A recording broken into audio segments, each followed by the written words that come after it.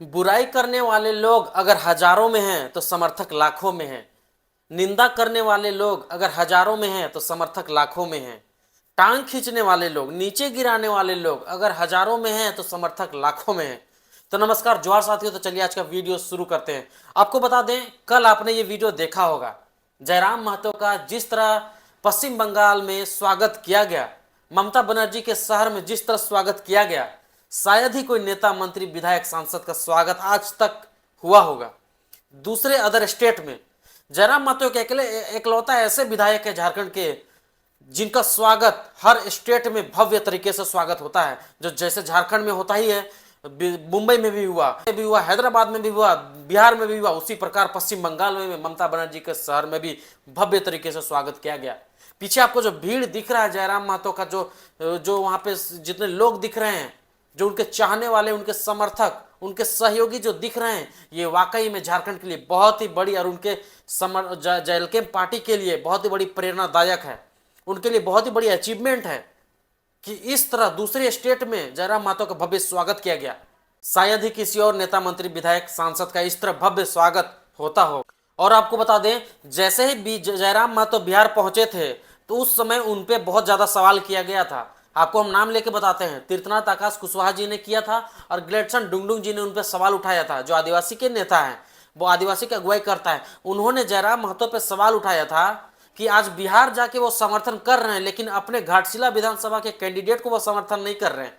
तो अब हमको आपको बताना चाहते हैं, जयराम महतो 4 दिन वहां रहेंगे, 6, 7, 8, 9 नवंबर को, मतलब ये 4 दिन जयराम महतो वहां पे रहेंगे और अपने कैंडिडेट रामदास मुर्मू के लिए वोट मांगेंगे। गली गली जाएंगे, सभाएं करेंगे और वहां पे लोगों से मिलकर उनके जन मुद्दों को उठाएंगे और वहां पे सभा करके उनसे जन समर्थन मांगेंगे। उन्होंने लेटर हेड भी जारी किया था, आपको पीछे पोस्टर दिख रहा होगा, उन्होंने लेटर हेड में जारी किया और 4 डेट चूज किया है। 6 से लेकर 9 नवंबर तक वो कंटिन्यू वहां पे सभा करेंगे और गली नुक्कड़ में जाके प्रचार प्रसार मांगेंगे।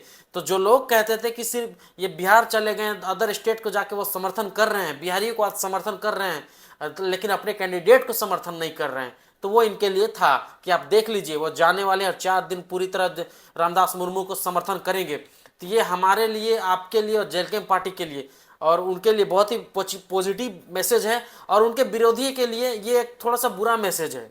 और एक चीज बताना चाहते हैं, तीर्थनाथ आकाश जिस तरह जयराम महतो का टांग खींचते हैं, जिस तरह उन पे टीका टिप्पणी करते हैं, उसी प्रकार आज फिर एक बार टीका टिप्पणी किए हैं। उन्होंने जयराम महतो पे थू बोला है, ऐसे आदमी पे थू। पहले आपको हम पढ़ के बताते हैं वो पूरा बात क्या लिखे हैं फेसबुक पे, उसके बाद लास्ट में जयराम महतो पे थूकते हैं, इस तरह का शब्द उन्होंने लिखा है। हम नहीं बोल रहे, ऐसा वो लिखे हैं। अब पढ़ के हम आपको सुनाते हैं, पूरा सुनिए। वो फेसबुक पे लिखते हैं, जिस बिहार ने लंबे समय तक हमारा दोहन किया, जिस बिहार ने जंजीरों में बांधकर हमारे पुरखों को अपमानित किया, जिस बिहार से लड़कर हमें अलग राज्य मिला, वो हमारा बड़ा भाई कैसे हो सकता, वो हमारा बड़ा भाई कैसे हो गया? थू है तुम पर। इस तरह का बयान तीर्थनाथ आकाश कुशवाहा ने जयराम महतो के लिए लिखा है। इसलिए ऐसा लिखा है क्योंकि जब जयराम महतो बिहार पहुंचे थे तो विपिन सर के साथ जब प्रचार प्रसार कर रहे थे तो उस समय वो बयान देते हैं कि बिहार हमारा बड़ा भाई है। तो उसी को लेकर तीर्थनाथ आकाश कुशवाहा ने फेसबुक पे पोस्ट किया और उसके बारे में टीका टिप्पणी किया कि बिहार हमारा बड़ा भाई कैसे हो सकता है? जो राज्य हमारा दोहन किया, हमारा शोषण किया, वो बड़ा भाई कैसे हो सकता है? थू है तुम पर। इस तरह का तीर्थनाथ आकाश कुशवाहा ने लिख के जयराम महतो पे सवाल खड़ा कर दिया है और उनका टिक्का टिप्पणी उन पे किया है। अब ये बताइए आप कि कितना तीर्थनाथ आकाश कुशवाहा जी ने सही किया है या गलत लिखा है, ये आप हमें बताइए। और आपको एक बहुत बड़ी खबर बताते हैं, बोकारो जिला की एक नाबालिग बच्ची कुछ दिन पहले लापता हो गई थी। बोकारो जिला की एक नाबालिग बच्ची थी जो कुछ दिन पहले लापता हो गई थी। वो आज फाइनली 2 नवंबर को दिल्ली से उन्हें बरामद कर लिया गया, मतलब दिल्ली से वो मिल गई है। दिल्ली में थी, अब कहाँ थी, कैसे थी, क्या थी, ये पुलिस के पास सारा डिटेल है। हमारे तक खबर यही आया है कि कुछ दिन पहले बोकारो जिला की एक नाबालिग बच्ची का लापता हो गए होने का खबर था। उसके बाद पुलिस, झारखंड पुलिस ने पूरी तरह उन्हें ढूंढने का प्रयास किया और फाइनली 2 नवंबर को दिल्ली से उन्हें ढूंढ लिया गया और उनके परिवार को उन्हें सौंप दिया गया। आप फुटेज में देख सकते हैं, उनकी माता पिता और वो बच्ची दिख रही होगी जो नाबालिग बच्ची है और ये बोकारो जिला की रहने वाली है। फाइनली उन्हें झारखंड पुलिस और दिल्ली पुलिस के मदद से उन्हें ढूंढ लिया गया और उन्हें परिवार को सौंप दिया गया। एक और बहुत बड़ी खबर बता रहे हैं, हमारे एक कुर्मी भाई विजय महतो का सऊदी अरब में देहांत हो गया, गोली लगने से देहांत हो गया। पूरा मामला अब हम आपको बताते हैं। पुलिस और अपराधियों के बीच जब मुठभेड़ हो रहा था, आपसी में गोली बारूद जब चल रहा था, उसी बीच हमारे कुर्मी भाई विजय महतो आ गए बीच में, मतलब वो उनके भेंट चढ़ गए, बोला जाए तो वो गलती से उनको गोली लग गया, जिसके वजह से उनका देहांत हो गया। जो सऊदी अरब में झारखंड से जाके सऊदी अरब में काम करते थे। और आपको बता दें इसमें सबसे बड़ी बात, वो विजय महतो डुमरी विधानसभा क्षेत्र के अंतर्गत ही आते हैं। वो डुमरी विधानसभा क्षेत्र के अंतर्गत आते हैं और वो जयराम महतो के क्षेत्र के ही हैं। तो आपको हम बताना चाहते हैं, ये वीडियो जयराम महतो जी तक पहुंचाइए और उनको जल्द से जल्द वहां का उन पार्थिव शरीर को भी लाया जाए, क्योंकि जो विजय महतो जिनका देहांत हो गया गोली लगने की वजह से सऊदी अरब में, उनका पार्थिव शरीर अभी तक नहीं आया है।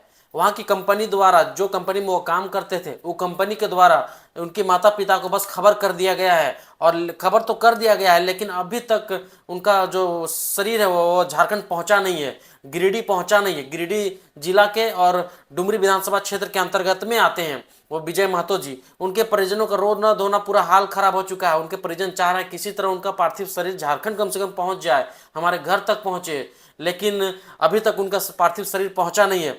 तो ये वीडियो जयराम महतो तक पहुंचा दीजिए ताकि वो इस पे पहल करें और इस पे अगुवाई करके उनके पार्थिव शरीर को यहाँ तक कम से कम मंगवाएं और विधिवत उनको कम से कम क्रियाक्रम किया जाए, उनके माता पिता को बॉडी सौंप दिया जाए। देहांत हो गया और कुछ मुआवजे की भी मांग करें और झारखंड सरकार से भी जयराम महतो कुछ मुआवजे की मांग करें ताकि उसके परिवारों को कुछ मिल सके, क्योंकि यहाँ से झारखंड से पलायन होकर विजय महतो सऊदी अरब जैसे दूसरे देश में जाते हैं और वहाँ काम करके रोजी रोजगार चलाने के लिए, अपना घर का रोजी रोजगार चलाने के लिए, भरण पोषण करने के लिए उतना दूर जाके काम करते हैं। लेकिन आज अपराधी और पुलिस के बीच जो मुठभेड़ हो रहा था उसके बीच में वो आ गए, उनको गोली लग गया, जिसकी वजह से आज उनका देहांत हो गया। मुठभेड़ चल रहा था और उसी दौरान मेरा लड़का उस जगह पर चला गया, तो गलती से किसी और को मारने का था तो इनको गोली लग गया। तो हम यहाँ की सरकार से और डुमरी विधायक जयराम महतो से हम अनुरोध करना चाहते हैं कि इस पर आप पहल करिए, इसमें आपकी ज़रूरत है। आप अगर पहल करिएगा तो उनका पार्थिव शरीर झारखंड पहुंच पाएगा। आए दिन झारखंड में इस तरह का पलायन के वजह से बहुत लोगों का मौत होता रहता है। जयराम महतो इस चीज़ को हमेशा दिखाते रहते हैं, वो कॉल करके डायरेक्ट कंपनी से बात करते हैं और मुआवजा दिलवाने की बात करते हैं। उसी प्रकार हमारा यही कोशिश है कि विजय महतो जी का भी शरीर को यहाँ लाया जाए कम से कम, और उनको कुछ मुआवजा दिया जाए। और बाकी सारा प्रकरण हमने बता दिया आपको, किस तरह लोग टिक्का टिप्पणी एक दूसरे पे कर रहे हैं और किस तरह जयराम महतो का पश्चिम बंगाल में भव्य स्वागत किया गया। पूरी तरह से बिहार से लौटने के बाद भव्य स्वागत किया गया और जयराम महतो घाटशिला विधानसभा पहुंचने वाले हैं, 4 दिन वहाँ रहेंगे, पूरी तरह भ्रमण करेंगे, प्रचार प्रसार करने वाले हैं। अब देखना ये होगा कि वहाँ के लोग कितना उनको समर्थन करते हैं। अगर ये वीडियो आपको अच्छा लगा तो मेरे चैनल से जुड़े रहिए, इसी तरह की खबरें हम आपके सामने लाते रहेंगे। तब तक के लिए नमस्कार, जोहार।